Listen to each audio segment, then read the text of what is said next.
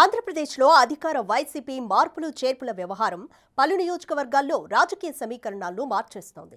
ఎమ్మెల్యేలు, మంత్రులు పోటీ చేసే స్థానాలు మారుస్తుండటంతో కొత్త అభ్యర్థులకు అక్కడ సిట్టింగ్లు సహకరించే పరిస్థితి కనిపించడం లేదు.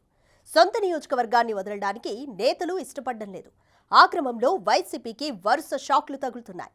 తాజాగా తన నియోజకవర్గం మార్చడంతో ఆలూరు ఎమ్మెల్యే మంత్రి గుమ్మనూరు జయరాం వైసీపీకి రాజీనామా చేసి జగన్కి మరో షాక్ ఇచ్చారు.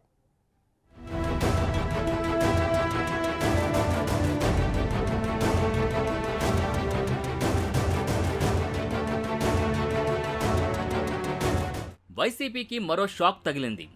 ఆ పార్టీని వీడుతున్నట్టు మంత్రి గుమ్మనూరు జయరాం ప్రకటించారు. వైసీపీ ప్రాథమిక సభ్యత్వంతో పాటు ఎమ్మెల్యే, మంత్రి పదవులకి రాజీనామా చేస్తున్నట్టు వెల్లడించారు. మంగళగిరిలో టీడీపీ ఆధ్వర్యంలో జరిగిన జయహో బీసీ సభలో ఆయన పసుపు కండువా కప్పేసుకున్నారు. సీఎం జగన్ విధానాలతో విసిగిపోయానని, కర్నూలు ఎంపీ అభ్యర్థిగా పోటీ చేయాలని జగన్ తనని అడిగారని, అది తనకిష్టం లేదని వెల్లడించారు. నియోజకవర్గం అభివృద్ధి చెందలేదు కాబట్టి నన్ను ఆ నియోజకవర్గంలో నీకు బలం లేదని చెప్పిన విధంగా నా నియోజకవర్గం బలం ఎందుకంటే ఈరోజు ఏం వర్కులు జరగలేదు. వేదావతి నది ఉంది, అది ఎక్కడ ఉంది అక్కడే ఉంది. నాగడోని రిజర్వాయర్కి ఉంది, అది ఎక్కడ బిల్లులు కాకుండా స్టాప్ అయిపోయింది. ఈ రెండు రైతులకి మంచి జరిగేదానికి ఉంది కాబట్టి వాళ్ళు పని చేయలేదని చెప్పేసి నాకు కూడా పని చేయలేదు మా ఎమ్మెల్యే మంత్రి అన్నమాట.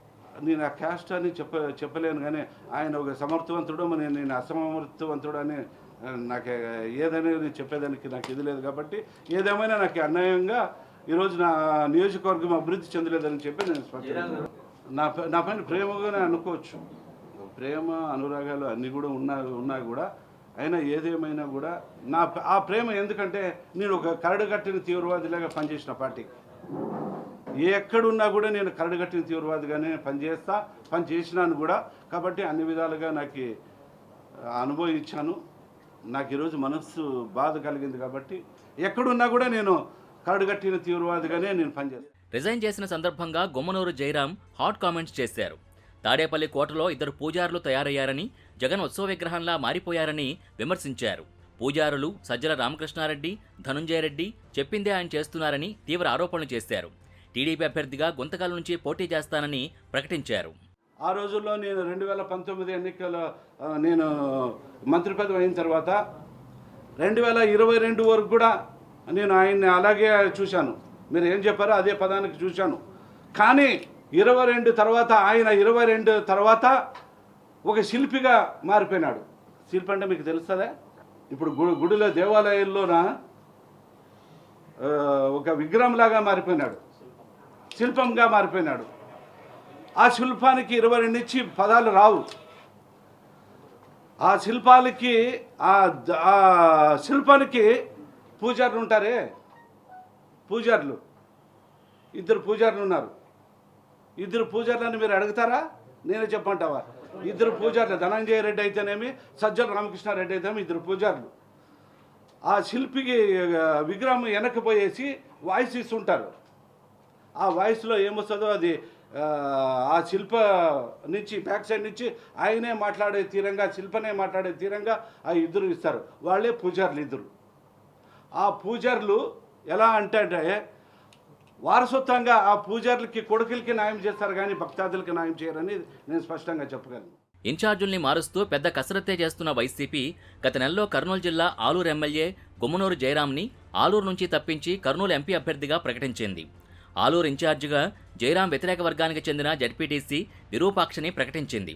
దాంతో మంత్రి తీవ్ర అసంతృప్తికి గురయ్యారు. ఆ క్రమంలో జయరాం కొన్ని రోజులుగా పలువురు ఫోన్లకు స్పందించలేదు.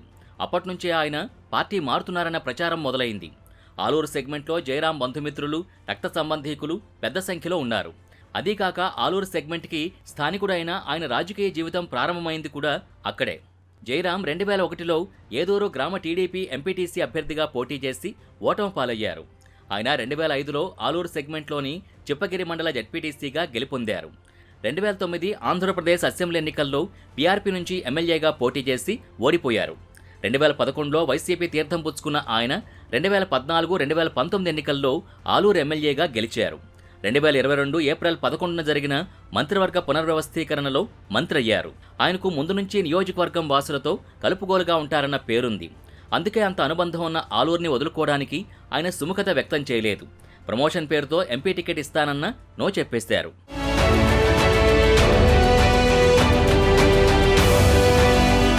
అటు వైసీపీ పెద్దలకు జయరాం అందుబాటులోకి రాకపోవడంతో ఆయన భవితవ్యంపై పెద్ద చర్చే జరిగింది.